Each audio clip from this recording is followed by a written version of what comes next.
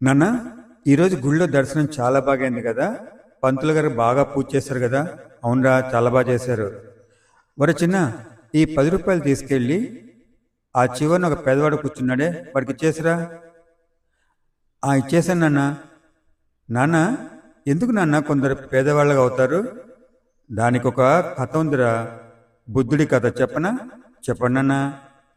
ఒకసారి ఒక వ్యక్తి బుద్ధుడి వద్దకు వచ్చి ఇలా అడిగాడు, నేను పేదవాడిని ఎందుకయ్యాను అని అడిగేసరికి బుద్ధుడు ఇలా సమాధానం చెప్పాడు, మీరెందుకు పేదలంటే మీలో ఎటువంటి ఔదార్యం లేదు, దాన ధర్మాలు చేయరు, అందుకే మీరు పేదవాళ్ళు.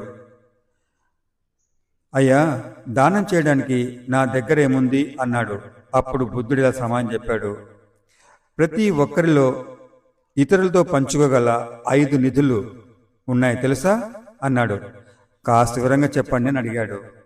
మొదటిది మీ ముఖం. దీనితో ఇతరులతో మీ ఆనందాలను నవ్వులను పంచుకోవచ్చు.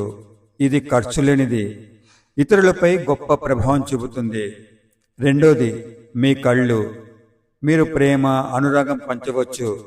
ఇది నిజం, మీరు మీ చూపుతో ప్రభావితం చేయవచ్చు. మూడోది మీ నోరు. ఈ నోటితో ఎన్నో మంచి మంచి విషయాలు చెప్పి చక్కగా చర్చించి విలువైన వ్యక్తులుగా మార్చి ఆనందం పంచవచ్చు. నాలుగోది మీకున్న అద్భుతమైన గుండె. మీ దయార్థతతో ఆనందాన్ని పంచవచ్చు. ఇతరుల భావోద్వేగాలకు అనుభూతి చెందవచ్చు. వారి జీవితాలను స్పృశించవచ్చు. చివరిగా మీకున్న 5వ సంపద మీ శరీరం. దానితో ఎన్నో మంచి మంచి పనులు చేయవచ్చు. చేతనైన సహాయం చేయవచ్చు. సహాయానికి డబ్బే అవసరం లేదు. ఒక చిన్న శ్రద్ధ, ప్రేమ జీవితాలను వెలిగిస్తాయి.